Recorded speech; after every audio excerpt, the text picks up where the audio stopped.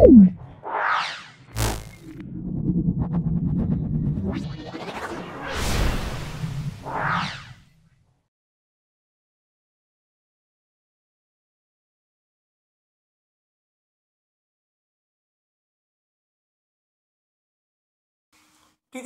Set. এর আগে আমরা 29টা সেট পাবলিশ করেছি। ভিডিওটা প্রথম থেকে শেষ পর্যন্ত দেখো, অবশ্যই তোমরা এই ভিডিও থেকে উপকৃত হবে। চলে এসো আজকের প্রথম প্রশ্নে। দেখো, নিচের কোন দুটি গ্যাস ওজোন স্তর ক্ষয় এবং গ্রিন হাউসের জন্য দায়ী? আমরা বলবো অপশন সি বলবো, সেটা হলো N2O এবং CFC।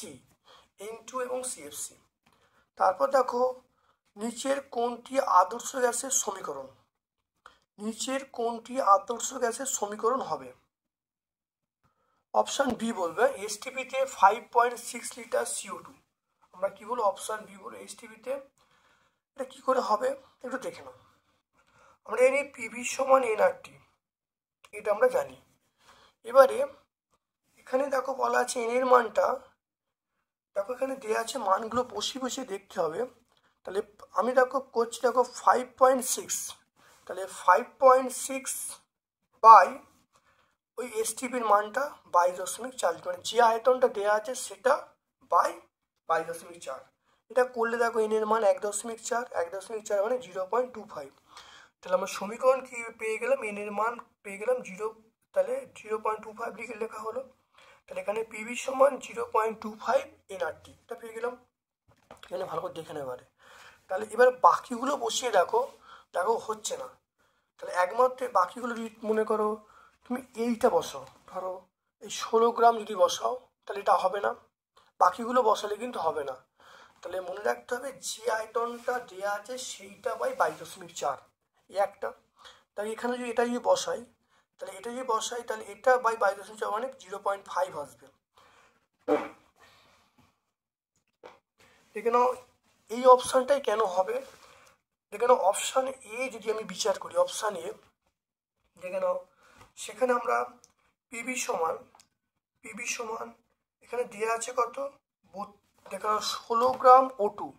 16 গ্রাম O2 মানে আমরা বলবো 16/32 আরটি। তাহলে পিভি সমান আমরা বলবো 0.5 আরটি।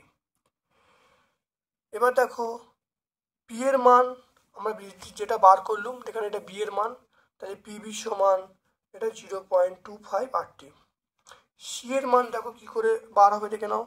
সি এর মানটা বার করার নিয়ম হলো পিভি সমান আয়তনটা দেওয়া আছে 11.2 বাই 22.4 আরটি। এটা করলে যেটা আসবে সেটা আমরা বলবো, তাহলে পিভি সমান এটা 0.5 আরটি। তারপর দেখে নাও N2, দেখে নাও ডি এরটা কি দেওয়া আছে, দেখে নাও ডি এরটা দেওয়া আছে পিভি সমান 28/28 আরটি। তাহলে পিভি সমান আরটি।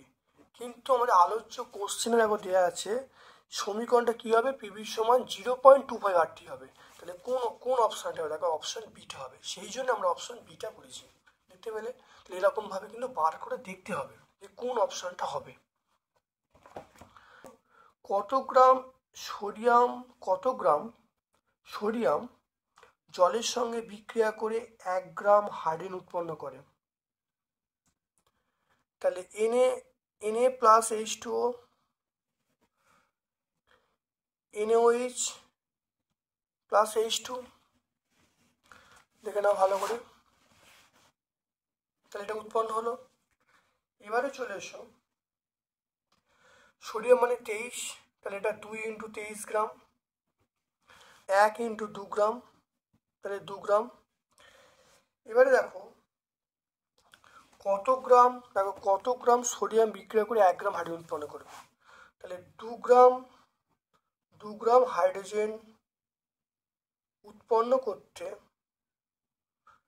2 গ্রাম হাইড্রোজেন উৎপন্ন করতে কত? 2 × 23/2, এটা দেখো 23 গ্রাম। তাহলে আমরা বলবো 23 গ্রাম সোডিয়াম প্রয়োজন। দেখে নাও 23 গ্রাম সোডিয়াম প্রয়োজন। তাহলে 2 গ্রাম হাইড্রোজেন উৎপন্ন করতে সোডিয়াম প্রয়োজন 2 × 23 গ্রাম সোডিয়াম।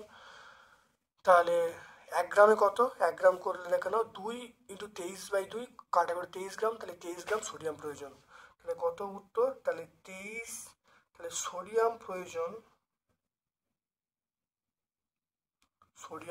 কত? 23 গ্রাম। সোডিয়াম প্রয়োজন 23 গ্রাম। এটা সত্য নয়। দেখে নাও নিচের বিবৃতি কোনটা সত্য নয়? আয়তকার পাতের উষ্ণ পৃষ্ঠ থেকে শীতল পৃষ্ঠে পরিবাহিত তাপের পরিমাণ পাত্রের ক্ষেত্রফলের সমানুপাতিক, এটা সত্য। পাত্রের উষ্ণতার পার্থক্যের উপর নির্ভরশীল নয়, অবশ্যই নির্ভরশীল। পাত্রের উষ্ণতার পার্থক্যের সমানুপাতিক আর সময়ের সমানুপাতিক, তাহলে এইটা নয়, এটা আমরা বলবো অপশান বি বলবো। কেন?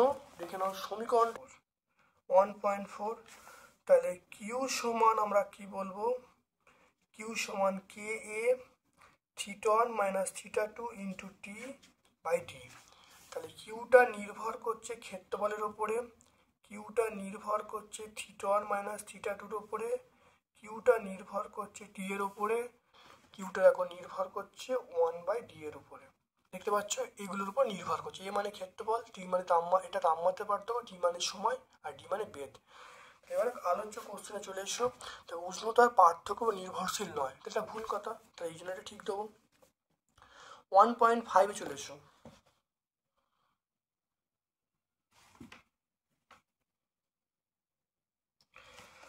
দেখে নাও একটি বিস্তৃত বস্তুকে উত্তল দর্পণের সামনে ফোকাসের কম দূরত্বে রাখলে প্রতিবিম্ব কেমন হবে? প্রতিবিম্ব হবে, আমরা অপশান সি বলবো, সেটা হলো অসৎ সমশীর্ষ এবং বস্তুর আকারের তুলনায় বিবর্ধিত। কোন আলোর তরঙ্গ সবচেয়ে বেশি? মনে রাখবে লাল আলোর তরঙ্গ দৈর্ঘ্য বেশি, অপশান সি বলবো।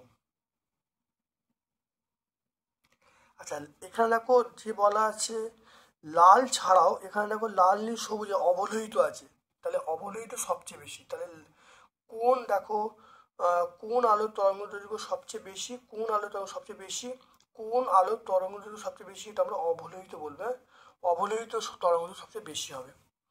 তারপরে পরিবাহীর আপেক্ষিক রোধ নির্ভরশীল নয়, পরিবাহীর আপেক্ষিক রোধ নির্ভরশীল নয়। দেখে নাও তাহলে পরিবাহী আপেক্ষিক রোধাঙ্ক দৈর্ঘ্যের উপর নির্ভর করে, উষ্ণতার উপর নির্ভর করে, উপাদানের উপর নির্ভর করে, এটা কোনোটি নয়, আমরা বলবো অপশান ডি বলবো। 3 ওহম 6 ওহম দুটি রোধ সমান্তরাল সমবায় যুক্ত আছে, তুল্য রোধ কত হবে?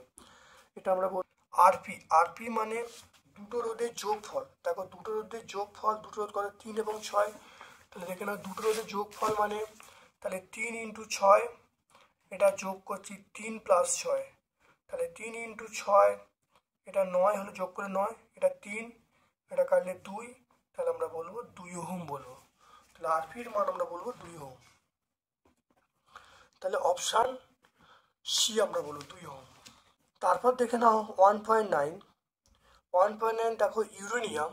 দেখে নাও ইউরেনিয়ামকে নিউট্রন দিয়ে আঘাত করলে, ইউরেনিয়াম নিউট্রন দিয়ে আঘাত করলে কটা নিউট্রন উৎপন্ন হবে? দেখে নাও ইউরেনিয়ামকে নিউট্রন দিয়ে আঘাত করলে, দেখে নাও যে দুটি হবে সে লিখতে বলছে। দেখে নাও ইউরেনিয়ামকে নিউট্রন দিয়ে আঘাত করানো হচ্ছে, ইউরেনিয়ামকে নিউট্রন দিয়ে আঘাত করানো হচ্ছে। আঘাত করলে দেখো ক্রিপ্টন এটা হলো 92 হবে, আর 3টে নিউট্রন হবে, 92 আর 3টে নিউট্রন হবে। এটা দেখো এই বিক্রিয়াটা ঘটে, দেখে নাও বিক্রিয়াটা কিন্তু এইটা ঘটে। এখানে দেখো বেরিলিয়াম 141 দেওয়া আছে, 141 হলে এটা তোমার কত হবে? 92 হবে, ঠিক আছে। যখন এটা বেরিলিয়াম 141, তাহলে এখানে 92 এবং 3 এটা হওয়া উচিত, কিন্তু এখানে আলোচ্য কোশ্চেন একটু ঘোরানো আছে। দেখো কোশ্চেন দেখো এখানে বলা আছে দেখো 142 করা আছে, তাহলে 142 যখন হচ্ছে, তাহলে এটা 1 যখন বাড়ছে, তাহলে আমার অ্যান্সার আলোচ্য প্রশ্নের অ্যান্সার এখানে কত হবে? এখানে 92 না হয়ে 91 হবে, 91.3। তাহলে আমরা অপশান ডি বলবো। হিসেব মতো এই বিক্রিয়াটা হওয়া উচিত, কিন্তু কোশ্চেনে ওরা একটু ঘুরিয়ে দিয়েছে। যেহেতু ঘুরিয়ে দিয়েছে, মনে রাখবে পরমাণু ক্রমাঙ্ক সমান হয়, বিক্রিয়া আগে পরমাণু ক্রমাঙ্ক, বিক্রিয়ার পরে পরমাণু ক্রমাঙ্ক সমান হয়। বিক্রিয়া আগে ভর সংখ্যা, বিক্রিয়ার পরে ভর সংখ্যা সমান হয়। তাহলে এই সেন্সে আমরা উত্তর কি বলবো? উত্তর আমরা অপশান ডি করবো, মনে রাখবেন। তারপর দেখো আয়রন। আয়রন হলো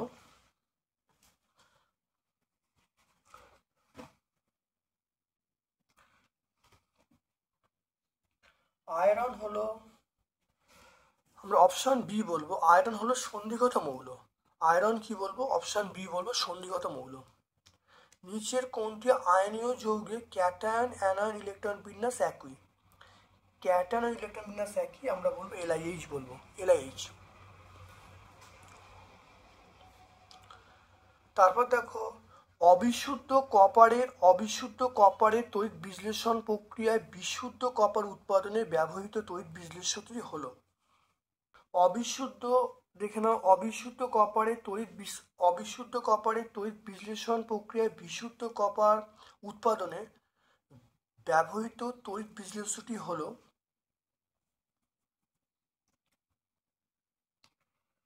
এটা আমরা বলবো CuSO4 জলীয় দ্রবণ। আমরা অপশান বি বলবো, CuSO4 জলীয় দ্রবণ। লাল, দেখে নাও, লাল লিটমাসের বর্ণ নীল করে। লাল লিটমাসকে নীল করে, আমরা কি বলবো? সেটা অপশান বি বলবো। নীল লিটমাসকে লাল করে, এটা অপশান এ বলবো, এটা অ্যামোনিয়া বলবো, অ্যামোনিয়া। তারপর দেখো কোন ধাতু সংকরে Hg আছে? কোন ধাতু সংকরে Hg আছে?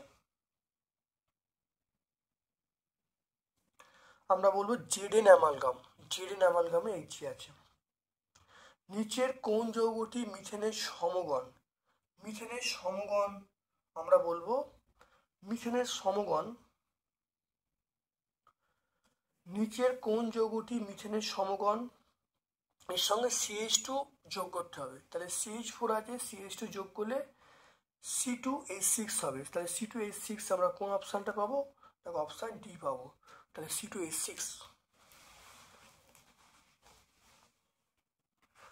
চলে এসো, এরপর দেখো বায়ুমণ্ডলে কোন স্তরে সর্বনিম্ন তাপমাত্রা দেখা যায়? বায়ুমণ্ডলে কোন স্তরে সর্বনিম্ন তাপমাত্রা দেখা যায়? নিম্ন তাপমাত্রা বা ঋণাত্মক তাপমাত্রা আমরা বলি মেসোস্ফিয়ার। আমরা অ্যান্সার বলো মেসোস্ফিয়ার। তাহলে বলো মেসোস্ফিয়ার।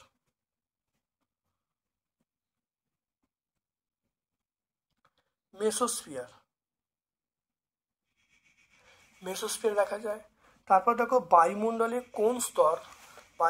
কোন স্তর বেতার সংযোগ রক্ষা করে? বেতার সংযোগ রক্ষা করে, আমরা আয়নোস্ফিয়ার বলবো, আয়নোস্ফিয়ার বা থার্মোস্ফিয়ার। তাহলে আয়নোস্ফিয়ার বলতে পারি বা থার্মোস্ফিয়ার দেখে নাও। তাহলে আমরা কি বলবো? আয়নোস্ফিয়ার বলবো বা থার্মোস্ফিয়ার বলবো। কোন ধরনের জ্বালানি সংরক্ষণ করা স্থিতিশীল উন্নয়নের উদ্দেশ্য? জীবাশ্ম জ্বালানি। কোন ধরনের জ্বালানি বলতে? জীবাশ্ম জ্বালানি। প্রাকৃতিক, ঠিক আছে। এটা পরম শূন্য তাপমাত্রার মান কেলভিনের স্কেলে কত হবে? আমরা বলবো 2.3। চলে এসো 2.3, আমরা বলবো 0 কেলভিন। তারপর দেখো একই চাপ উষ্ণতায় 2 লিটার CO2 অণুর সংখ্যা 1 লিটার CO অণুর সংখ্যা পর সমান হবে। এটা মিথ্যা, এটা আমরা বলবো মিথ্যা। আয়তন সমান হতে হবে। এসআই পদ্ধতিতে তাপীয় প্রসারণ গুণাঙ্ক। এসআই পদ্ধতিতে তাপীয় প্রসারণ গুণাঙ্কের একক কি? K⁻⁻1, আমরা বলবো K⁻⁻1। তারপর এটা লিখবো K⁻⁻1 লিখতে পারি। লোহার, দেখে নাও, লোহার প্রসারণ গুণাঙ্কের মান, এটা বলতে কি বোঝো? লোহার আয়তন প্রসারণ গুণাঙ্কের মান 36 × 10⁻⁻6 কেলভিন বলতে কি বোঝো? দেখে নাও, গুণাঙ্ক 36 × 10⁻6 কেলভিন টু দি পাওয়ার -1 বলতে বোঝায় লোহার 1 কেলভিন উষ্ণতা বৃদ্ধিতে তার প্রাথমিক আয়তনে 36 × 10⁻6 অংশ বৃদ্ধি পায়। তারপর দেখো মোটর গাড়ি, দেখে নাও, মোটর গাড়ির হেডলাইটে আমরা কোন দর্পণ ব্যবহার করি? এটা আমরা ব্যবহার করব অবতল দর্পণ। মোটর গাড়ির হেডলাইটে আমরা ব্যবহার করব অবতল দর্পণ। তারপর দেখো সমান্তরাল কাঁচফলকে আলোর প্রতিসরণে প্রতিষ্ঠিত আলোর রশ্মির সমান্তরাল কাঁচফলকে আলোর প্রতিসরণে প্রতিষ্ঠিত আলোর রশ্মির ড্যাশ ঘটে।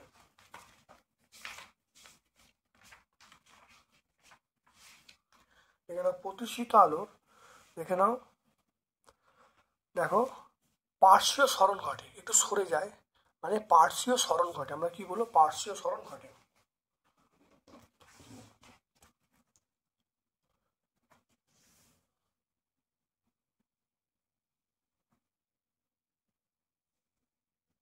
তাহলে পার্শ্বীয় সরণ ঘটে।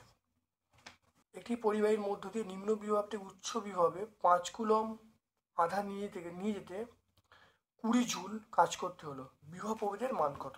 দেখে নাও 2.8, দেখে নাও ভালো করে। তাহলে এখানে বলা আছে ডব্লুর মান বলা আছে 20 জুল, আর এখানে আধান কিউ এর মানটা বলা আছে 5 কুলম্ব। ডব্লু সমান আমরা জানি কিউ ভি, তাহলে ভি এর মানটা পেয়ে গেলাম ডব্লু বাই কিউ। তাহলে ডব্লুর মান আমরা 20 পেয়ে যাব, কিউ এর মান আমরা 5 পেয়ে যাব। এটা কাটাকাটি করলে 4, তাহলে ভি এর মানটা পেয়ে গেলাম 4 ভোল্ট। তাহলে ভি এর মানটা পেলাম 4 ভোল্ট।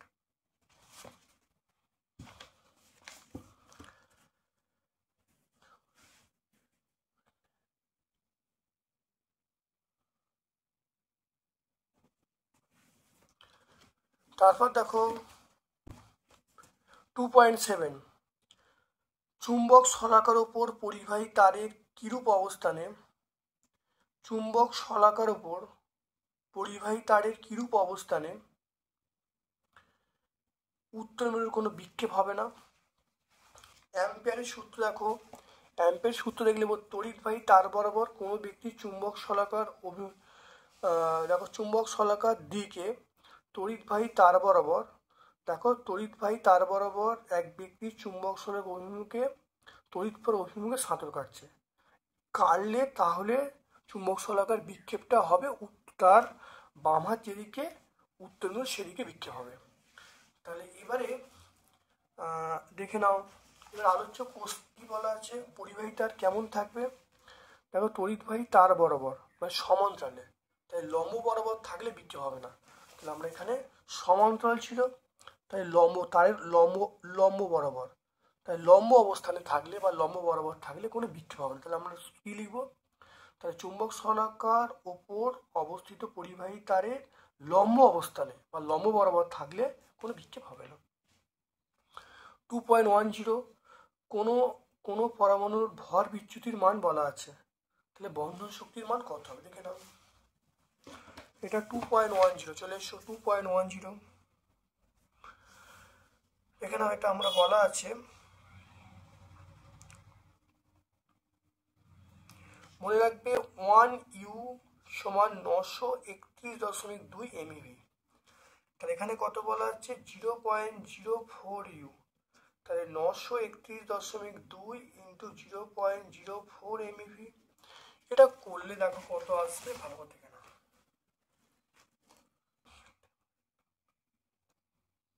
37.248 এমইভি। তাহলে 37.248 এমইভি।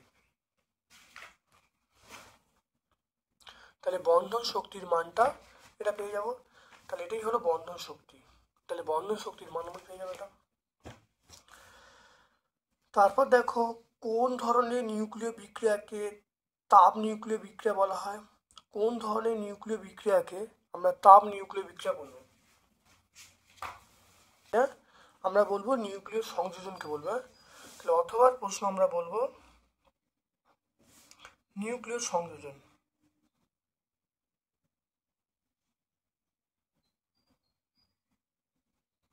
আমরা বলবো নিউক্লিয় সংযোজনকে। তারপর দেখো এখানে খুব ভালো করে চলে এসো, কঠিন হ্যালোজেন মৌল।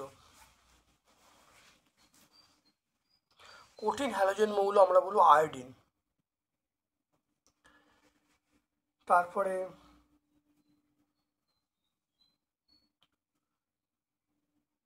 লোহার মরচে পড়া, এটা বলবো গ্যালভানাইজেশন। দেখো ওপরের ধাতুগুলো ক্যালসিয়াম, সোডিয়াম, ম্যাগনেসিয়াম,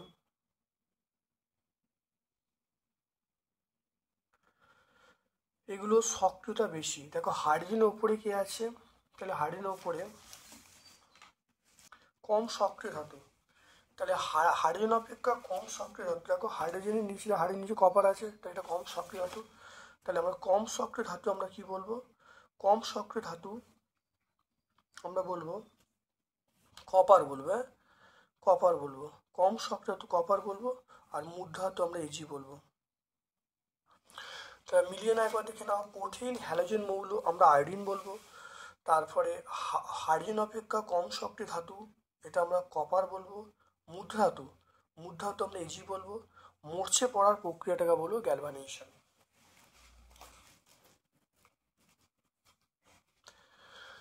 এরপরে দেখো এইচএফ এর লুইস ডট দেখাতে বলেছে।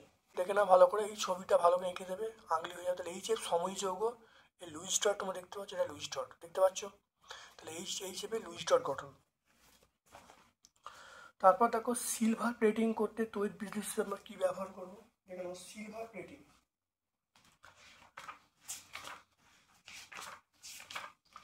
এখানে সিলভার প্লেটিং হিসেবে তড়িৎ বিশ্লেষণ আমরা ব্যবহার করব পটাশিয়াম আর্জেন্টোসায়ানাইড। আমরা ব্যবহার করব পটাশিয়াম আর্জেন্টোসায়ানাইড, তার সংকেত পেয়ে যাবে। তারপর দেখো কোন ধাতু যোজ্যতা কক্ষে ইলেকট্রন সংখ্যা 3, কোন ধাতু যোজ্যতা কক্ষে ইলেকট্রন সংখ্যা 3।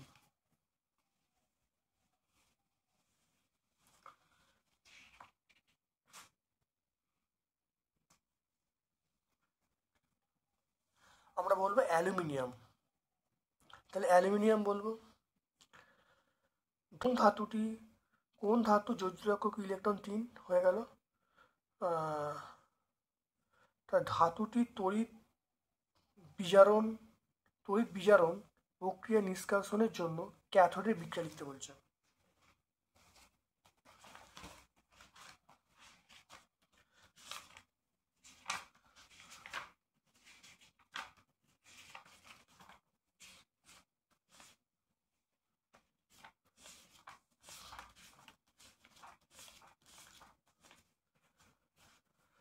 দেখে নাও ক্যাথোডের বিক্রিয়া তোমায় লিখবে, দেখে নাও এটা ক্যাথোডের বিক্রিয়া আর অ্যানোডের বিক্রিয়া।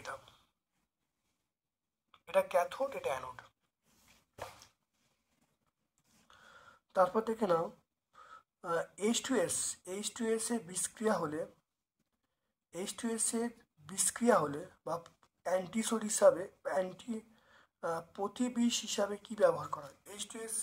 H2S এর বিষক্রিয়া হলে আমরা অ্যান্টিডোট হিসাবে কি ব্যবহার করব।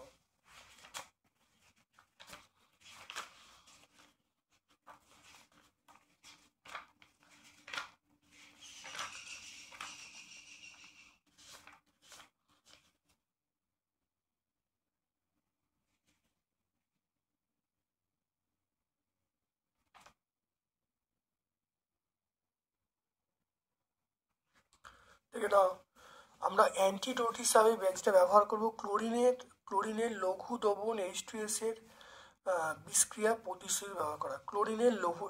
ক্লোরিনের লঘু দ্রবণ আমরা কি ব্যবহার করব, ক্লোরিনের লঘু দ্রবণ আমরা ব্যবহার করব। পেজ নাম্বার 124 পেয়ে যাব। তারপর দেখো নাইট্রোজেন গ্যাসের অত্যাধিক কম সক্রিয়তার কারণ কি। নাইট্রোজেন গ্যাস অত্যাধিক কম সক্রিয়তার কারণ দেখে নাও নাইট্রোজেন ত্রিবন্ধন, তাহলে এই বন্ধন দৃঢ় বিয়োজিত করতে দুটি নাইট্রোজেন পরমাণু পরিণত করতে প্রচুর পরিমাণে শক্তির প্রয়োজন হয়, তাই সক্রিয়তা অত্যন্ত কম। দেখতে পাচ্ছ, তাহলে পেজ নাম্বার 125 আমরা পাবো, এটা 125 পাবো। কপার সালফেট দ্রবণে অতিরিক্ত অ্যামোনিয়া যোগ করলে যে যৌগ উৎপন্ন হয় কপার সালফেট দ্রবণে।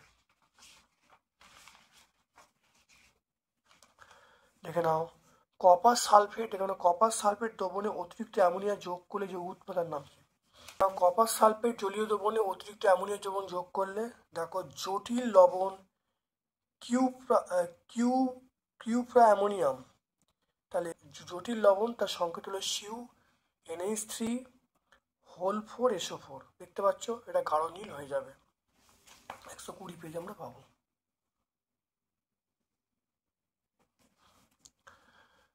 (1.17)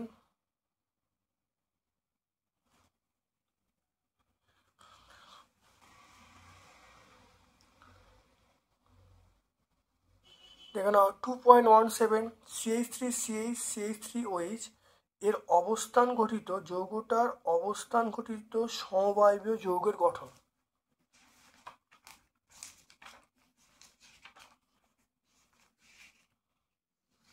দেখে নাও আমি যদি এরকম ভাবে লিখি, দেখে নাও আমি যদি এরকম ভাবে লিখি, লিখলে হবে এন প্রোপাইল অ্যালকোহল। যদি এরকম ভাবে লেখা হয় তাহলে আইসোপ্রোপাইল অ্যালকোহল। দেখতে পারলে? তাহলে আমরা অবস্থান গঠিত সমবায়ব আমরা লিখে দেবো এটা। তাহলে আমাদের আলোচ্য প্রশ্নে কিন্তু দেয়া আছে এইটা দেয়া আছে, তাহলে অ্যান্সার তোমরা লিখবে এইটা, CH3 bond CH2 bond CH2H এর নাম হলো এন প্রোপাইল অ্যালকোহল। এটা 140 পেজ আমরা পাবো।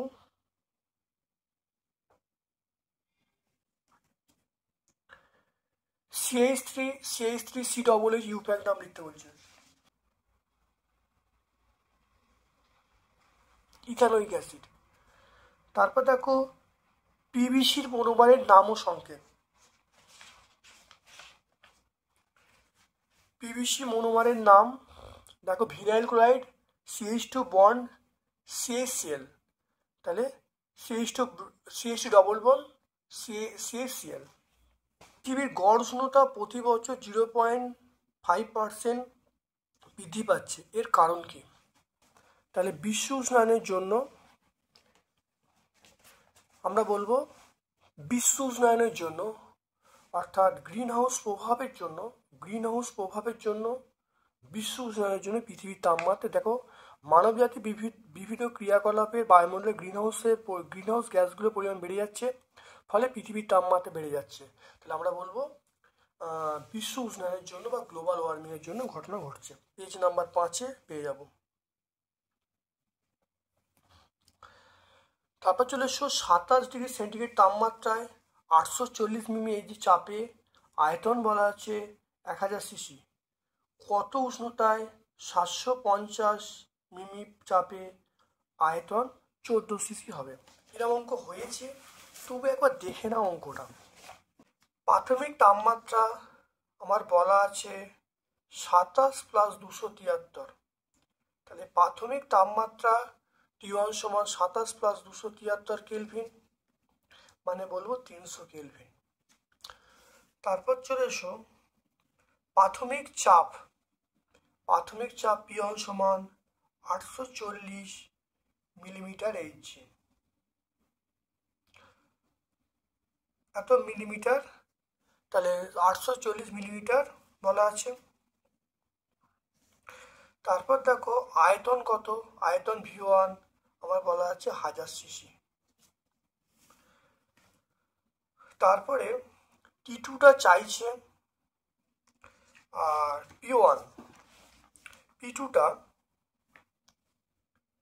P2টা হলো 750 মিলিমিটার, আয়তন V2টা হলো 1400 সিসি।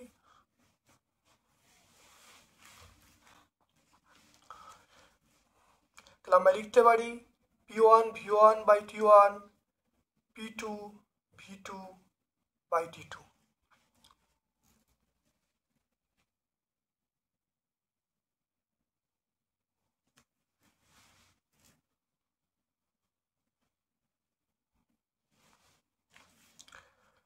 তাহলে P1 মানে 840, V1 মানে 1000, T1 মানে 300, P2 মানে 750, V2 মানে 1400, T2। দেখে নাও শূন্যগুলো কেটে দাও, শূন্য কেটে দিলাম, কোনাকুনি গুণ করো, কোনাকুনি গুণ করছি।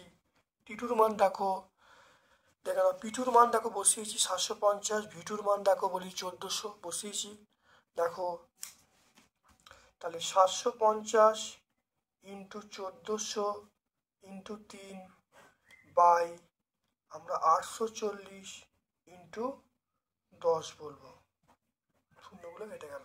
তাহলে কত হবে? এটা 28 হবে, এটা কাটাকে 2 হবে, মানটা 375, টি2 মানটা পেয়ে গেলাম 375।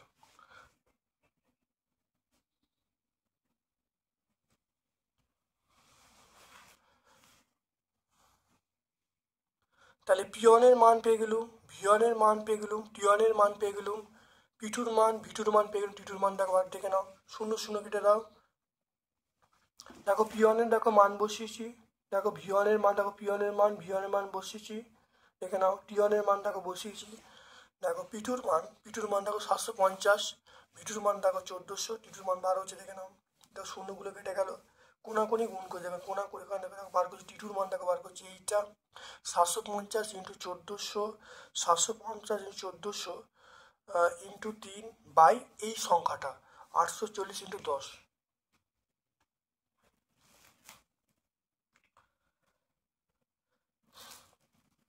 পেয়ে গেলাম এইটা। তাহলে এই তাপমাত্রা পেয়ে গেলে অন্তিম তাপমাত্রা কত? তাহলে অন্তিম তাপমাত্রা 375 মাইনাস 273 ডিগ্রি সেন্টিগ্রেড, 73, এটা 102 ডিগ্রি সেন্টিগ্রেড আমরা পাবো।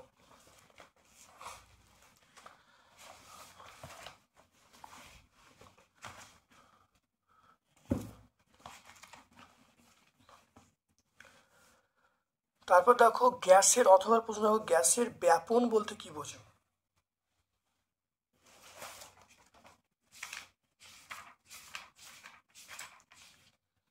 গ্যাসের ব্যাপন দেখে নাও, যে ধর্মের জন্য 2 বা ততোধিক হালকা, যে ধর্মের জন্য 2 বা ততোধিক গ্যাস বাহ্যিক প্রভাব ছাড়াই স্বতঃস্ফূর্ত মিশে যায় এবং সমসত্ব মিশ্রণ তৈরি করে, তাকে আমরা ব্যাপন বলবো। পেজ নাম্বার 19-এ পেয়ে যাব। তারপর দেখো বায়ুতে শব্দের বেগ বলা আছে, বায়ুতে আলোর বেগ বলা আছে 3 × 10 সেমি পার সেকেন্ড।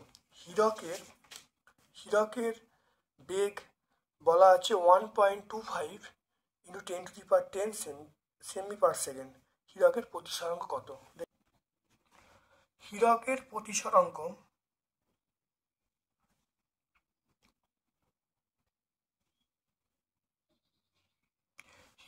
প্রতিসরাঙ্ক মিউ সমান আমরা বলবো C/V।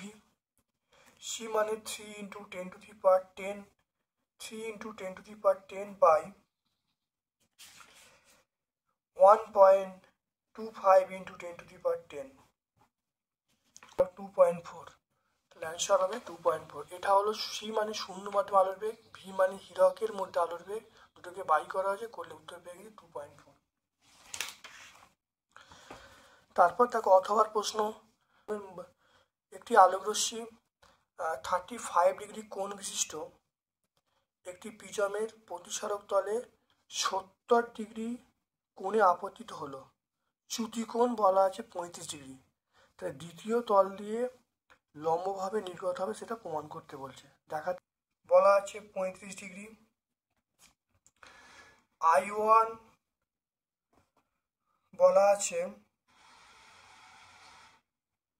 70 ডিগ্রি, ডেল্টা চ্যুতি কোণ বলা আছে 35 ডিগ্রি। দেখে নাও, আমরা জানি ডেল্টা সমান I1 প্লাস I2 মাইনাস এ, তাই ডেল্টার মান আমি পেয়ে গেলাম 35 ডিগ্রি, I1 এর মান পেয়ে গেলাম 70 ডিগ্রি, I2 মান আমরা বার করব, আর এর মান আমরা বলবো 35 ডিগ্রি। তাহলে এখান থেকে দেখে নাও, তাহলে I2 মান কত বেরোবে? দেখে নাও I2 মান তাহলে কত বেরোবে, দেখে নাও 35, দেখে নাও I2 মান কত বেরোবে, দেখে নাও I2 মান দেখো 35 ডিগ্রি মাইনাস 35 ডিগ্রি, তাহলে I2 মান 0 ডিগ্রি।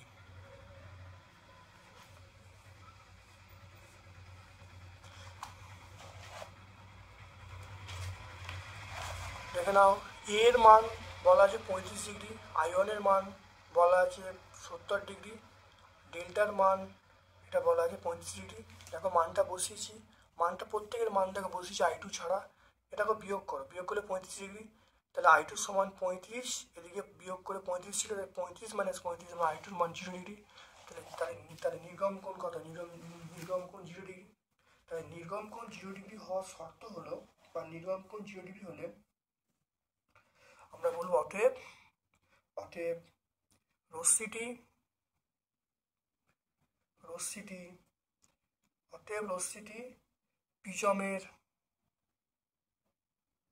প্রিজমের দ্বিতীয় তল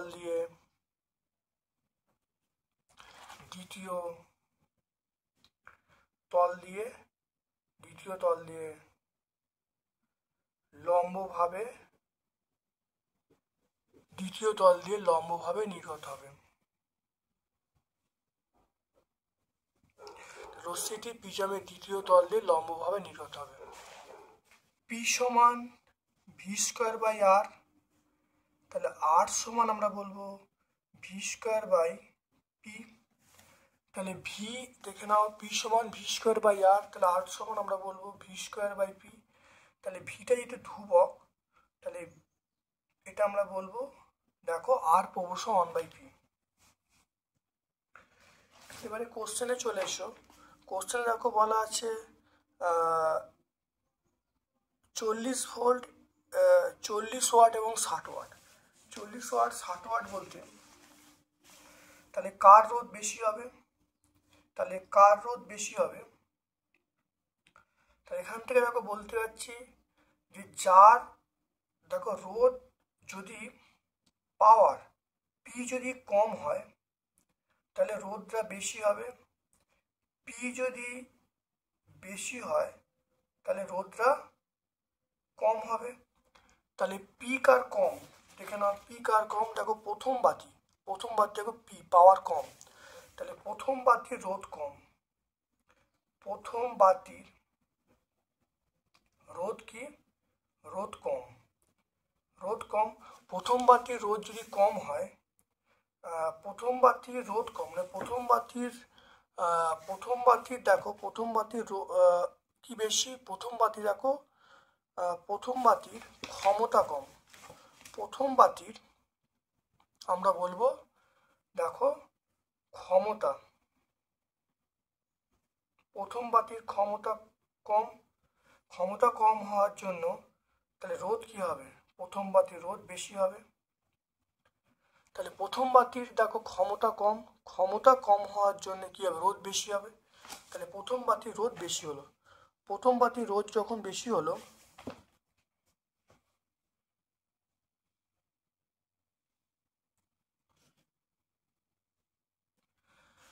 তাহলে তাই যদি হয় তাহলে আমরা সূত্র কি জানি?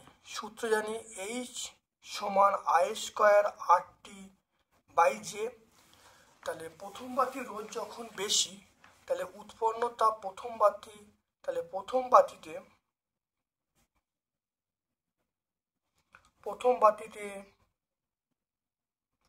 উৎপন্ন তাপ বেশি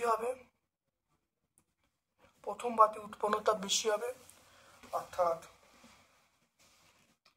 তাহলে প্রথম বাতিতে রোধ বেশি, শ্রেণী সমবায়ের ক্ষেত্রে আমরা আইটা ধ্রুবক বলবো, সময় একই, তাহলে আর এর মান বেশি, আর এর মান উৎপন্ন তাপ বেশি হবে। তাহলে কোন বাতিটা উজ্জ্বল শিখায় জ্বলবে? তাহলে শ্রেণী সমবায়ের ক্ষেত্রে প্রথম বাতিটা, অতএব শ্রেণী সমবায়ে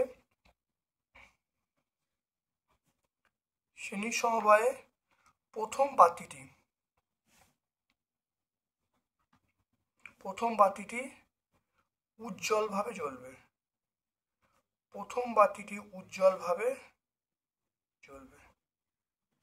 তাহলে প্রথম বাতিটি কি বললাম? শ্রেণী সমবায় উজ্জ্বলভাবে জ্বলবে। তারপর দেখে নাও ডায়নামো সূত্রটা লিখতে বলি। ডায়নামো সূত্র বা ফ্লেমিং এর ডানহস্ত সূত্র। তাহলে এটা কি বলা হয়? ডায়নামো সূত্র বা ফ্লেমিং এর ডানহস্ত সূত্র। ডানাতে বৃদ্ধাঙ্গুষ্ঠ তর্জনী মধ্যমাকে পরস্পরের সঙ্গে সমকোণে প্রসারিত করলে তর্জনী চৌম্বক ক্ষেত্রের অভিমুখ বৃদ্ধাঙ্গুষ্ঠ পরিবাহীর গতির অভিমুখ নির্দেশ করলে মধ্যমা আবিষ্ট তড়িৎ প্রবাহের অভিমুখ নির্দেশ করবে। একেই আমরা বলবো ডায়নামো নিয়ম। দেখে নাও এই নীতি আমরা প্রয়োগ করি ডায়নামোতে, অর্থাৎ বৈদ্যুতিক জেনারেটরে আমরা ব্যবহার করি। দেখে নাও, তাহলে এটা হলো ফ্লেমিংয়ের ডানহস্ত নিয়ম অনুসারে এটা আমরা ব্যবহার করি। দেখো, কুণ্ডলীর আবিষ্ট তড়িৎ প্রবাহের অভিমুখ, চুম্বকের অভিমুখ, গতির অভিমুখ সহজে নির্ণয় করা যায়। দেখে নাও, নিচে আমি লিখে দেবে, 81 পেজ আমরা পেয়ে যাবো, পেজ নাম্বার 81-তে আমরা পেয়ে যাব। রাসায়নিক বন্ধন সংক্রান্ত লুইস স্টটের ধারণা। রাসায়নিক বন্ধন সংক্রান্ত লুইস স্টটের ধারণা।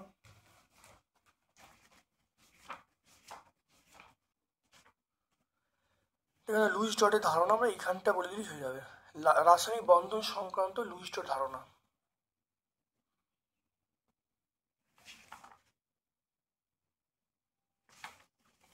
আমরা এখান থেকে বললেই হয়ে যাবে। দেখে নাও, একটা দুটো উদাহরণ দিলেই হয়ে যাবে। ক্লোরিন দ্বারা গঠিত একটি সমযোজী যৌগ এবং একটি তড়িৎযোজী যৌগের লুইস স্টট দেখাতে বলে। ক্লোরিন দ্বারা সমযোজী যৌগ, ক্লোরিন দ্বারা দেখো তড়িৎযোজী যৌগ NaCl, ক্লোরিন দ্বারা তড়িৎযোজী যৌগ আমরা বলবো NaCl। দেখো NaCl আমরা বলবো তড়িৎযোজী যৌগ, আর সমযোজী যৌগ আমরা বলবো সেটা আমরা বলবো HCl। দেখে নাও HCl, দেখে নাও।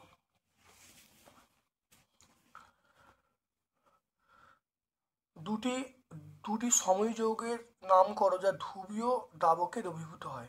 ধ্রুবীয় দ্রাবককে আমরা বলবো চিনি বলবো, গ্লুকোজ বলবো, এগুলো সব ধ্রুবীয় দ্রাবকে দ্রবীভূত হয়। তড়িৎ পরিবহন ক্ষমতা অনুসারে খাদ্য লবণ এবং চিনিকে কিভাবে পৃথক করবে? তাহলে মনে রাখবে, খাদ্য লবণে জ্বলিত মানে গলীয় অবস্থায় খাদ্য লবণের মধ্যে তড়িৎ পরিবহন করবে, মানে অ্যানায়ন ক্যাটায়ন উৎপন্ন করবে, কিন্তু চিনির মধ্যে কোনো তড়িৎ পরিবহন করবে না, কারণ অ্যানায়ন ক্যাটায়ন উৎপন্ন করবে না।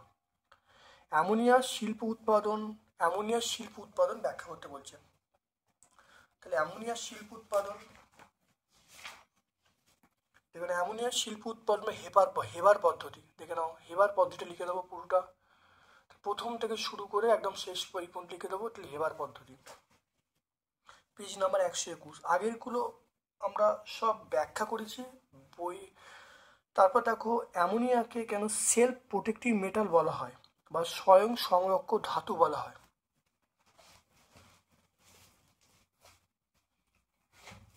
তারপর দেখো, অ্যালুমিনিয়ামকে কেন সেলফ প্রোটেক্টিভ মেটাল বা স্বয়ং সংরক্ষক ধাতু বলা হয়? দেখে নাও, অ্যালুমিনিয়ামকে কেন আত্মরক্ষা সক্ষম ধাতু বলা হয়? দেখে নাও, অ্যালুমিনিয়াম ধাতুর তৈরি জিনিসকে আর্দ্র বায়ুতে ফেলে রাখলে ওর ওপর অ্যালুমিনিয়াম অক্সাইড আস্তরণ পড়ে, ফলে উজ্জ্বলতা নষ্ট হয়। কিন্তু অ্যালুমিনিয়ামের এই আস্তরণ জলে অদাব্য হয়, O2 এবং জলীয় বাষ্প আস্তরণ ভেদ করে ও ধাতুর সংস্পর্শে আসতে পারে না। ফলস্বরূপ এই আস্তরণ ধাতুটিকে পরবর্তী আবহাওয়াজনিত জারণ ক্রিয়ার হাত থেকে রক্ষা করে এবং অ্যালুমিনিয়াম আবার আগের অবস্থায় ফিরে যায়। তো এটা আমরা পেজ নাম্বার 431-এর সহায়িকায় পেয়ে যাব।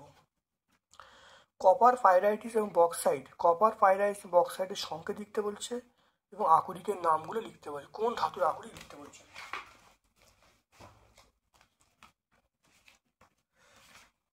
দেখে নাও, কপার পাইরাইটিস, দেখো কপারের আকরিক দেখতে পাচ্ছি, কপারের আকরিক। তারপর দেখো আমরা আসছি বক্সাইট আমরা পাচ্ছি, দেখো আমরা পাচ্ছি সেটা হলো অ্যালুমিনিয়াম আকরিক, দেখতে পাচ্ছ। তো এটা পেজ নাম্বার 131-এ পেয়ে যাব। এলপিজি, তো এটা 131 আমরা পেয়ে যাব। তারপর দেখো, এই আগের পেজগুলো দিইনি কারণ এগুলো বিভিন্ন বই, রেফারেন্স বই ফলো করে, আগের পেজগুলো আমি সব মুখে ব্যাখ্যা করেছি, তাই তোমরা উত্তরগুলো কিন্তু নোট করে নেবে। এলপিজির উপাদানগুলো কি এবং ভিনিগার কি বলতে বলছে। এলপিজির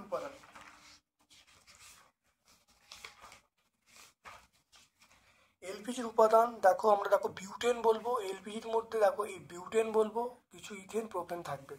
তাহলে 143 পেজ আমরা বলবো। ভিনিগার কি? দেখে নাও, ভিনিগার আমরা বলবো সেটা হলো, দেখে নাও ভিনিগার কাকে বলে। অ্যাসিডিক অ্যাসিডের দেখো, অ্যাসিডিক অ্যাসিডের 5 থেকে 8% জলীয় দ্রবণকে আমরা ভিনিগার বলবো। 147 পেজে পাবো।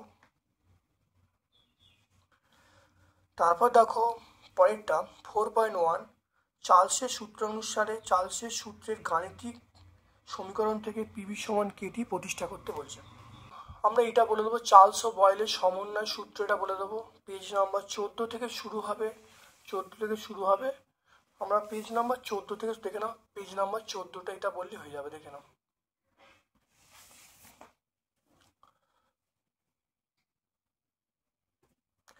তারপর দেখো স্থির ভরে স্থির উষ্ণতায় নির্দিষ্ট ভরে গ্যাসের পিভিপি লেখচিত্রের প্রকৃতি কেমন হবে। দেখো পিভিপি লেখচিত্র, দেখো এইটাই লেখচিত্রটা, তাহলে পি অক্ষের সমান্তরাল, আমরা বলবো পি অক্ষের সমান্তরাল। পেজ নাম্বার 12 পাবো।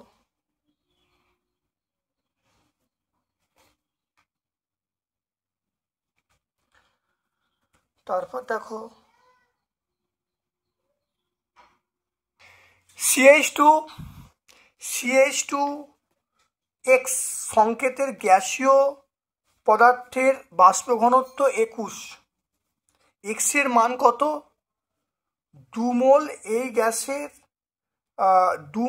এই গ্যাসের সম্পূর্ণ দহন এসটিপিতে কত আয়তনের CO2 উৎপন্ন হবে? দেখে নাও ভালো করে, দেখে নাও। প্রথম দেখে নাও, বাষ্প ঘনত্ব 21 বলা আছে, ডি এর মান 21, তাহলে এম এর মান কত? এম এর মান হলো 2D, এম সমান 2D, তাহলে 2 × 21 মানে 42 বলবো। তাহলে আণবিক গুরুত্ব আমরা 42 পেয়ে গেলাম। এবারে কার্বন মানে আমরা কি জানি? কার্বন মানে কার্বনের এটা 12, আর কার্বনের দেখো সি এর মান 12, আর দেখো হাইড্রোজেন, তাহলে হাইড্রোজেন হলো 2, তাহলে কার্বন হলো 12 আর হাইড্রোজেন হলো 2, তাহলে করলে কত হবে? তাহলে 12 + 2x, 12 + 2x, 12 + 2 whole bracket x সমান 42, তাহলে 14x সমান 42, x এর মান 42/14 মানে x সমান 3 পেয়ে গেল, x সমান আমরা 3 পেয়ে গেলাম। তাহলে দেখে নাও, তাহলে x এর মানে 3 বসাই, তাহলে এখানে দেখো 3 বসিয়ে দেবো, তাহলে CH2 দেখে নাও, CH2 এটা হোল ব্র্যাকেট 3, তাহলে CH3 দেখে নাও, তো এটাকে আমরা লিখতে পারি CH3 মানে ইথেন, এই যৌগটার নাম হলো ইথেন। এবার তাকে যদি উত্তপ্তি করা হয়, উত্তপ্ত করলে দেখো কি উৎপন্ন হবে? উত্তপ্ত করলে CO2 উৎপন্ন হবে, তার সঙ্গে মানে H2 উৎপন্ন হবে। CO2 মানে আমরা বলবো এটা হলো, এটা দেখো CH3 এর মান হলো 42 গ্রাম, আর এটা হলো 44 গ্রাম, তাহলে 42 গ্রাম মানে 1 মোল, আর এটা দেখো 44 গ্রাম মানে আমরা আয়তনে এসটিপি এর আয়তন কত? 22.4 লিটার, তাহলে 1 মোলের আয়তন তাহলে 1 মোল ইথেন থেকে আমরা দেখো CO2 পাচ্ছি 22.4 লিটার, 2 মোল থেকে দেখো 2 × 22.4 মানে 44.8 লিটার, তাহলে অ্যান্সার পাবো 44.8 লিটার।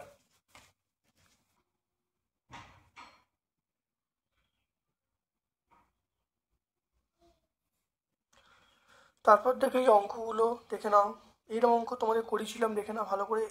অশুদ্ধ দস্তা নমুনা 80%, বিশুদ্ধ দস্তা আছে।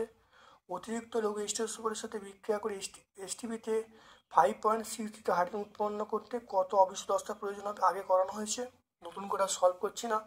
তারপর দেখো 4.3 দেখো, তরলের আয়তন প্রসারণ গুণাঙ্ক 2 রকম কেন? কঠিন পদার্থ তাপ সঞ্চয় কোন পদ্ধতিতে হয়? কঠিন তাপ সঞ্চয় আমরা বলবো পরিবহন পদ্ধতি হয়। তরলের প্রসারণ 2 রকম, এটা আগে অনেকবার ব্যাখ্যা করেছি, তোমরা পেয়ে যাবে। দেখা হচ্ছে তরলের দৈর্ঘ্য প্রসারণ গুণাঙ্ক দৈর্ঘ্যের একক নির্ভর করে না, তাপমাত্রা নির্ভর করে, এটাও আগে হয়েছে, তোমরা দেখে নাও।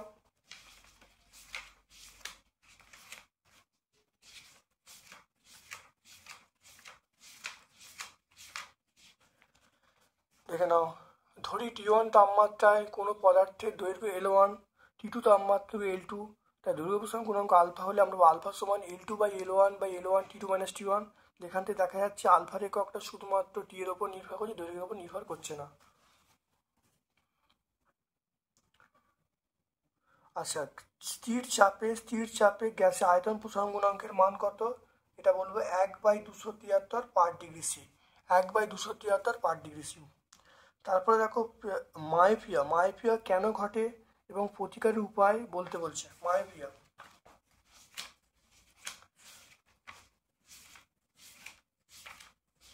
দেখে নাও, মায়োপিয়ার কারণ, মায়োপিয়ার সংজ্ঞা পেয়ে যাব।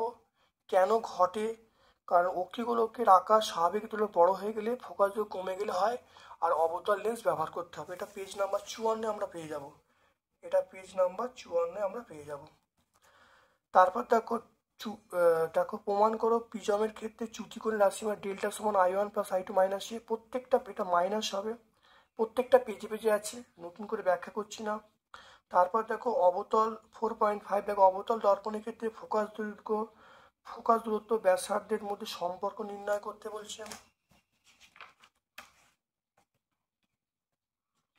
দেখে নাও অবতল দর্পণের ক্ষেত্রে ফোকাস দৈর্ঘ্য বক্র ব্যাসার্ধের মধ্যে সম্পর্ক হলো, দেখে নাও আমরা বলবো f/r/2, আমরা বলবো f/r/2। পেজ নাম্বার 39-40 পাবো। দিনের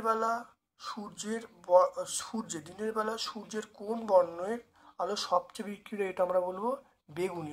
আমরা বলবো বেগুনি, এটা অ্যান্সার বলবো বেগুনি। তারপরে জুলের সূত্র, এটা আমরা 4.6 জুলের সূত্র, এটা আমরা অনেকবার পেয়েছি, পেজ নাম্বার 71 পেয়ে যাব। পেজ নাম্বার 71 আমরা পেয়ে যাব।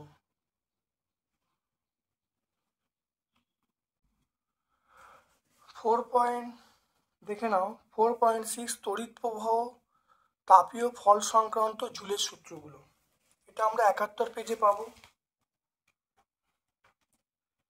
71 পেজে চলে এসো। দেখো জুলের সূত্র দেখতে পাচ্ছ, 3টে সূত্র আছে, তোমরা 3টে সূত্র লিখে দেবে, 3 নাম্বার পেয়ে যাবে।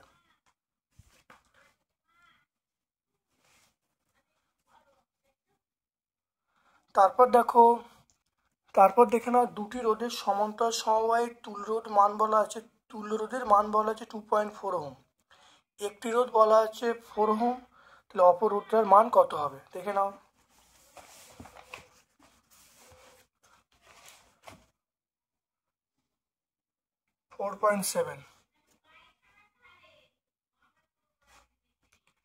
তাহলে ধরি সমান্তরাল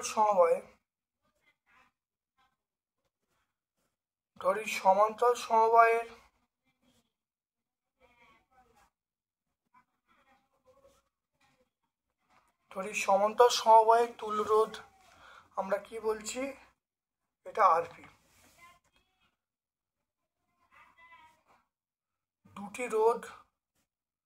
দুটি রোধ হলো R1 ও R2, তাহলে অতএব আমরা বলবো আরপি সমান, আমরা বলবো R1 into R2 by R1 plus R2। এবার এখানে বলা আছে আরপির মানটা, এখানে বলা আছে 2.4। দেখো একটা রোধ বলা আছে R1 এর মান দেখো বলা আছে 4 ওহম।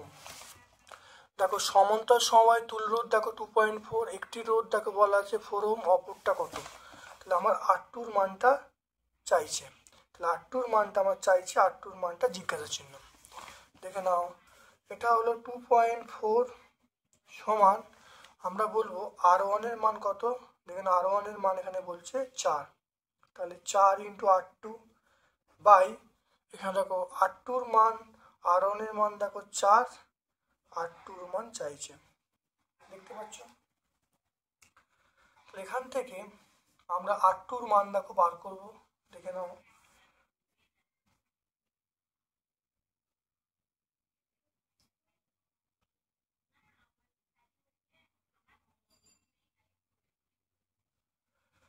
দেখো এটা কোনাকুনি গুণ করছি, গুণ করলে দেখো 9.6 হবে প্লাস 2.4 R2, এটা গুণ করলে দেখো 4 R2 হবে, 4 R2 বা 4 R2 মাইনাস 2.4 R2, এটা 9.6।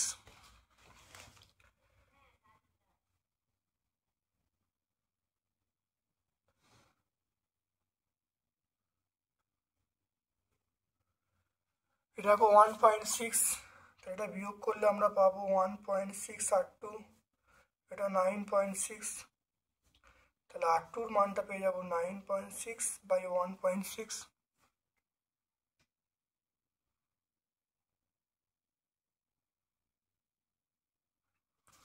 এটা এখানে R2-র মান আমরা পেয়ে যাব, R2-র মান পেয়ে যাব 6। অতএব অপর রোধ আমরা পেয়ে যাব 6 ওহম, অপরোধ পেয়ে যাবো 6 ওহম। দেখে নাও ভালো করে, খুব ভালো করে দেখে নাও প্রসেসটা, পরীক্ষায় কিন্তু এরকম অঙ্ক আসতে পারে, খুব ভালো দেখে নাও প্রসেসটা। দেখতে পেলে?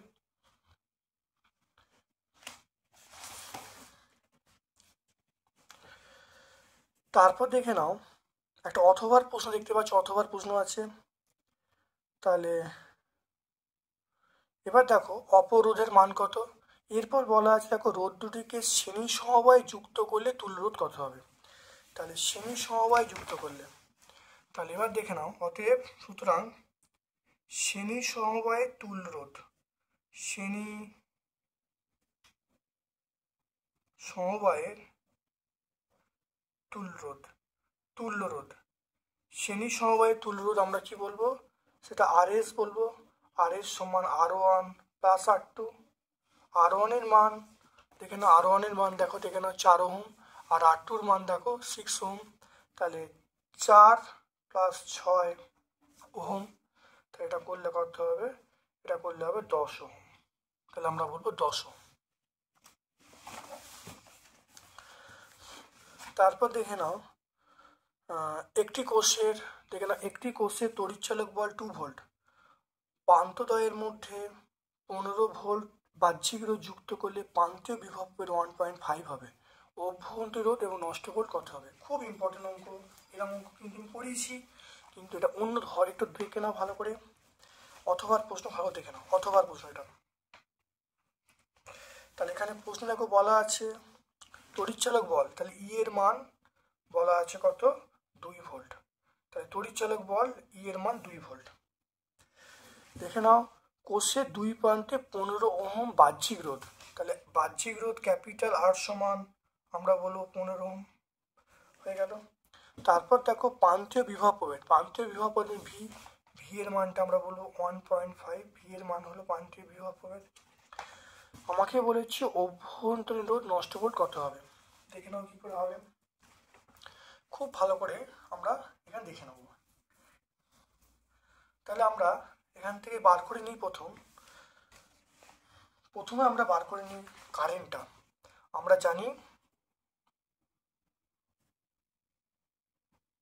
জানি ভি সমান আইআর, তাহলে এখান থেকে আমি আই এর মানটা পাবো, তাহলে ভি বাই আর। তাহলে ভি এর মান কত, ভি এর মান 1.5 আর আর এর মান কত 15। এটা করলে কত হবে, তাহলে আই এর মানটা আমরা পেয়ে যাবো, এটা ভাগ করলে আমরা পেয়ে যাব 0.1। তাহলে আই এর মানটা হলো 0.1। দেখে নাও এটা ভাগ করলে 0.1 হবে, তাহলে আই এর মানটা পেলাম 0.1।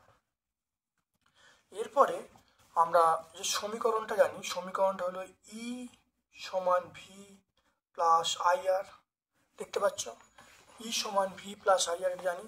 তাহলে ই এর মান কত, দেখে নাও ই এর মান আমরা এখানে দেখো বলা আছে 2, ভি এর মান দেখো বলা আছে 1.5, তাহলে আইআর এর মানটা দেখো বার করছি। তাহলে অতএব আমরা বলবো আইআর সমান 2 মাইনাস 1.5, তাহলে আইআর সমান আমরা কত বলবো 0.5। আইআর মানে নষ্ট ভোল্ট, অতএব নষ্ট ভোল্ট সমান 0.5। তাহলে নষ্ট ভোল্ট আমরা কত বলবো 0.5 ভোল্ট। তাই নষ্ট ভোল্টের মানটা আমরা পেয়ে গেলাম। নষ্ট ভোল্ট যখন পেয়ে গেলাম, এবার আমরা এখান থেকে পেয়ে যাব তাহলে প্রবাহ, এখানে অভ্যন্তরীণ রোধ, তাহলে আর সমান কি হবে, আর সমান 0.5 বাই কারেন্ট। দেখো এখানে কারেন্ট দেখো বলা আছে, কারেন্ট কত, আই এর মান 0.1, তাহলে 0.1, তাহলে আর এর মান পেয়ে গেলাম 5। তাহলে কত পেয়ে গেলাম 5। তাহলে আমরা পেয়ে গেলাম অতএব অভ্যন্তরীণ রোধ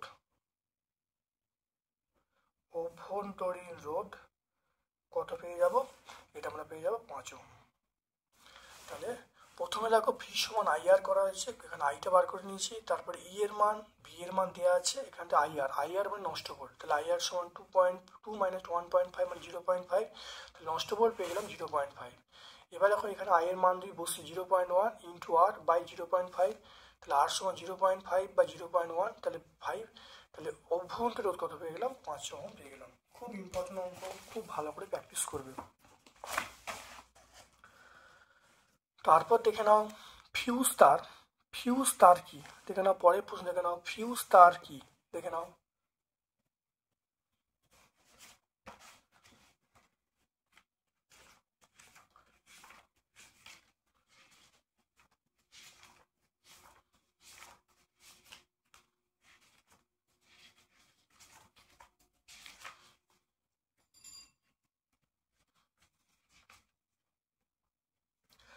দেখে নাও ফিউজ বা ফিউজ তার, দেখে নাও। ইলেকট্রিক বর্তনীতে ফিউজ হলো এমন এক ব্যবস্থা যেটা শ্রেণীর সমবায় যুক্ত করা হয়, যা অতিরিক্ত প্রবাহের হাত থেকে বর্তনীকে রক্ষা করে। এটি টিন এবং সীসার সংকর ধাতু, দেখতে পারলে এটি ওইটা বললে হয়ে যাবে। পেজ নাম্বার 72 আমরা পেয়ে যাব, এটা 72 পেজে পেয়ে যাব। তেজস্ক্রিয় পরমাণু কোন অংশ থেকে আলফা কণা বেরোয়, এটা বলো পরমাণু নিউক্লিয়াস থেকে। হ্যাঁ, কোথা থেকে বেরোয়, নিউক্লিয়াস থেকে, পরমাণু নিউক্লিয়াস থেকে বেরোয়। তারপর দেখো মানব কল্যাণে পারমাণবিক শক্তির ব্যবহার, এটা আমরা নিউক্লিয় চুল্লি বলবো। হ্যাঁ, মানব কল্যাণে ব্যবহার, এটা হলো নিউক্লিয় চুল্লি, নিউক্লিয় চুল্লি। মানব কল্যাণের ব্যবহার আমরা বলবো নিউক্লিয় চুল্লি। তারপর দেখো নিউক্লিয় সংযোজন কাকে বলে, নিউক্লিয় সংযোজন দেখে নাও। নিউক্লিয় সংযোজন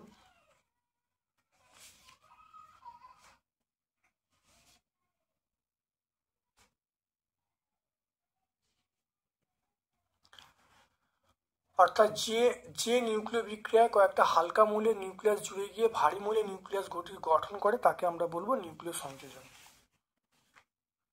এটা পেজ নাম্বার 93-তে পাবো।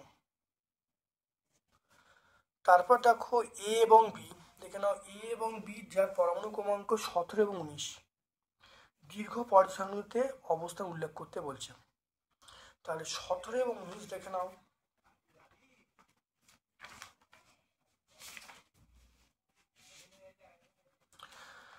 দেখো দেখে নাও 17, দেখে নাও 17 কি, 17 ক্লোরিন, দেখে নাও 17 ক্লোরিন। তাহলে ক্লোরিনের অবস্থান হলো 17 নম্বর শ্রেণী 3 নম্বর পর্যায়, দেখে নাও 17 নম্বর শ্রেণী 3 নম্বর পর্যায়। তাহলে আমরা বলবো এ পরমাণুর অবস্থান, মানে এ পরমাণু কোথায় অবস্থান করছে, দেখে নাও। এ পরমাণুটার অবস্থান হলো আমরা বলবো 3 নম্বর পর্যায় ও 17 নম্বর শ্রেণী, এ মৌলটা।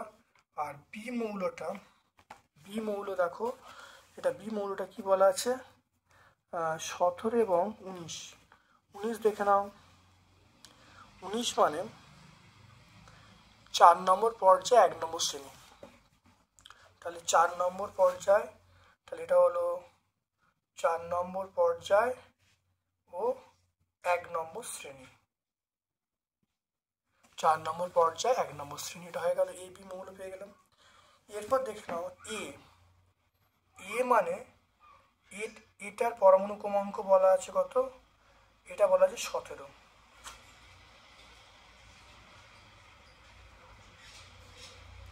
এটা বলা আছে 17, পরমাণু ক্রমাঙ্ক 17। এটা ভাঙলে কত হবে, ইলেকট্রন বিন্যাস করলে 2 হবে, 8 হবে, 7 হবে, 2 8 7। আর বিটা বলা আছে 19টাকে ইলেকট্রন বিন্যাস করলে 2 হবে, 8 হবে, 8 হবে, 1 হবে। দেখে নাও 19টা ভাঙলে, তাহলে এটা হবে দেখো 17টা ভাঙলে 2 8 8 1, 2 8 8 7, আর 19টাকে 2 8 8 1। তাহলে তাহলে যোজ্যতা কত, এর যোজ্যতা 1 হবে, এর যোজ্যতা কত 1 হবে। তাহলে এর 1 ইলেকট্রন লাগবে, এর 1 একটু বেশি আছে। তাহলে মৌলটা কি হয়, মৌলটা আমরা বলবো এবি।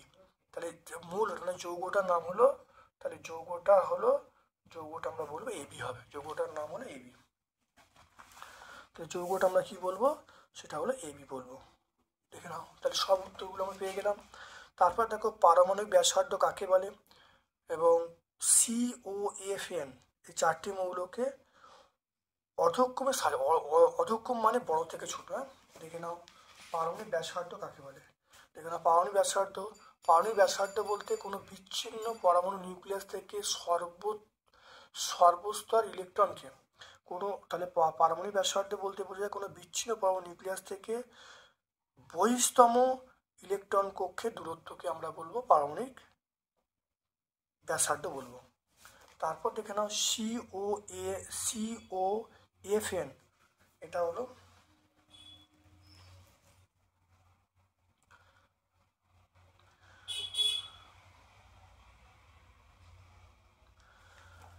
বড় থেকে ছোট সাজাতে বলছে, তাহলে এখানে বলা হচ্ছে অধক্কম।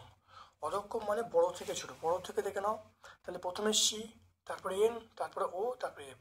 তাহলে আমরা এই উত্তরটা লিখবো, প্রথম C greater than N, greater than O, greater than F. 101 page আমরা পেয়ে যাব। এটা আমরা পেয়ে যাব পেজ নাম্বার 101-এ। তারপর দেখো চলে এসো 1.10, জলের দেখে নাও, জলের তড়িৎ বিশ্লেষণে দুই তড়িৎ দ্বারে কোন গ্যাস উৎপন্ন হয় এবং আয়তন অনুপাত বিক্রিয়া লিখতে বলছে, দেখে নাও। তারপরে বিয়োজন দেখো হচ্ছে ক্যাথোডে দেখো হাইড্রোজেন উৎপন্ন হচ্ছে, দেখে নাও ক্যাথোডে হাইড্রোজেন আর অ্যানোডে দেখো অক্সিজেন। তো দেখতে পাচ্ছ ক্যাথোডে হাইড্রোজেন এবং অ্যানোডে অক্সিজেন গ্যাস উৎপন্ন হচ্ছে।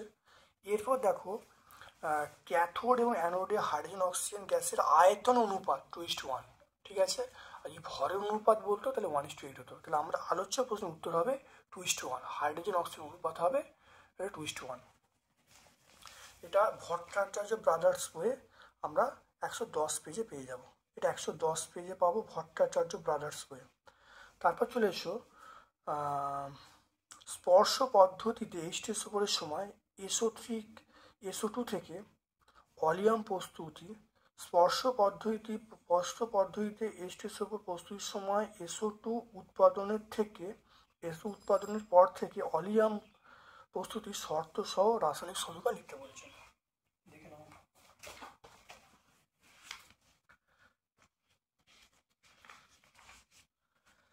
তাহলে আমরা এইটা বলবো SO2-র পর থেকে, তাহলে SO2 উৎপন্ন হয়েছে। এরপর দেখো SO2 এখান থেকে, তাহলে আমরা সালফারটা অর্থাৎ 2 নম্বর স্টেপ এবং 3 নম্বর স্টেপ, এই 2 নম্বর এবং 3 নম্বর ব্যাখ্যা করলেই চলে আসবে। অর্থাৎ 2 নম্বর পয়েন্ট এবং 3 নম্বর পয়েন্ট আমরা লিখলেই কিন্তু উত্তর চলে আসবে। 127 পেজ আমরা পাবো, পেজ নাম্বার 127। এটা 107 বলবো লেড অ্যাসিডের সিক্ত কোন গ্যাসের সংস্পর্শে এলে কালো হয়ে যায়, এটা H2S, হাইড্রোজেন সালফাইড বলবে, হাইড্রোজেন সালফাইড। তারপর দেখো দেখে নাও অ্যাসিডিনের হাইড্রোজেনেশন বিক্রিয়া ধাপও লিখতে বলছে। দেখে নাও অ্যাসিডিনের হাইড্রোজেনেশন অর্থাৎ হাইড্রোজেন বিক্রিয়া লিখতে বলছে, দেখে নাও এই বিক্রিয়াকে বলে অ্যাসিডিনের হাইড্রোজেনেশন। দেখে নাও এই পুরোটা লিখে দেবো, লিখে দিলে হয়ে যাবে। অর্থাৎ অ্যাসিডিন থেকে ইথেন যে উৎপন্ন হচ্ছে ভাষা প্লাস বিক্রিয়া লিখলে উত্তর চলে আসবে। এটা আমরা বলবো পেজ নাম্বার 145-এ। এটা আমরা 145 পেজ লিখি, 145। জৈব বিশ্লেষ্য পলিমার কাকে বলে? জৈব বিশ্লেষ্য পলিমার দেখে নাও, অর্থাৎ যে পলিমারগুলি প্রকৃতিতে বিভিন্ন অণুজীব, ছত্রাক, ব্যাকটেরিয়া দ্বারা বিশ্লিষ্ট হয়ে সরল অণুতে পরিণত হয় তাদেরকে আমরা জৈব বিশ্লেষ্য পলিমার বলবো। যেমন সেলুলোজ বলবো, কার্বোহাইড্রেট বলবো, এগুলো। 146 পেজ আমরা পাবো। এটা আমরা বলবো 146, পেজ নাম্বার 146। এটা আমরা 146 জ্বালানি দেখে নাও, জ্বালানি হিসাবে সিএনজি ব্যবহারের দুটো সুবিধা। ব্যবহারের সুবিধা 1 নম্বর হলো সিএনজিতে কার্বনের পরিমাণ কম থাকায় এই জ্বালানি দহনে কার্বন কণা এবং CO2 উৎপাদন অন্যান্য জ্বালানির থেকে অনেক কম হয়। এছাড়া সিএনজি দহনে ধোঁয়া বা ছাই উৎপন্ন হয় না। ফলে 2 নম্বর পয়েন্ট হলো এদের যে জ্বলনাঙ্ক অনেক বেশি হয়, ফলে খুব সহজে জ্বলে যায় না, অর্থাৎ নিরাপদ বেশি। আর তাপন মূল্য, অর্থাৎ সিএনজি তাপন মূল্য ডিজেলের থেকে অনেক বেশি, তাই তাপ উৎপাদন করতে সক্ষম। তাহলে এলপিজি বা ডিজেল কম পরিমাণে সিএনজি, অর্থাৎ খুব, তাহলে আমরা তাহলে এলপিজি তাপন মূল্য বেশি, তাই তাপ উৎপন্নের জন্য এলপিজি বা ডিজেলের তুলনায় কম পরিমাণে সিএনজি প্রয়োজন হয়। তারপর দেখে নাও, তাহলে এটা আমরা পেয়ে যাব সহায়িকা 467-68 পেজ আমরা পেয়ে যাব। তারপর দেখে নাও ইথানলের সঙ্গে ধাতব সোডিয়ামের বিক্রিয়া। ইথানলের সঙ্গে ধাতব সোডিয়াম,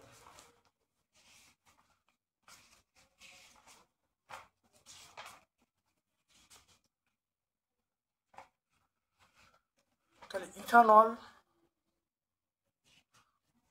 দেখো ইথানলের সঙ্গে অর্থাৎ অ্যাসিটিক অ্যাসিড, অর্থাৎ দেখো ইথানলের সঙ্গে দেখো ধাতব সোডিয়াম, সাধারণ তাপমাত্রায় ধাতব সোডিয়ামের সঙ্গে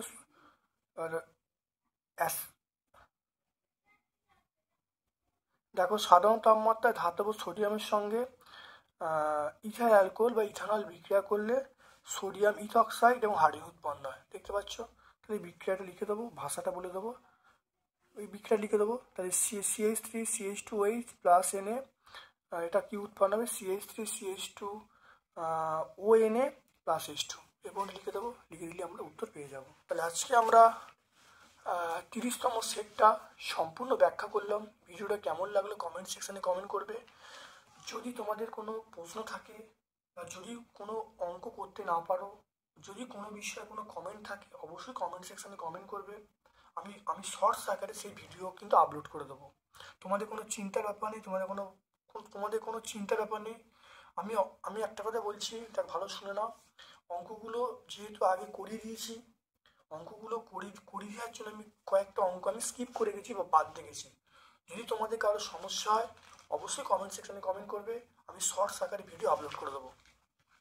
আমার পক্ষ থেকে সকলকে ধন্যবাদ, এবং শুনে আজকের আমার ভিডিও শেষ করলাম। Thank you.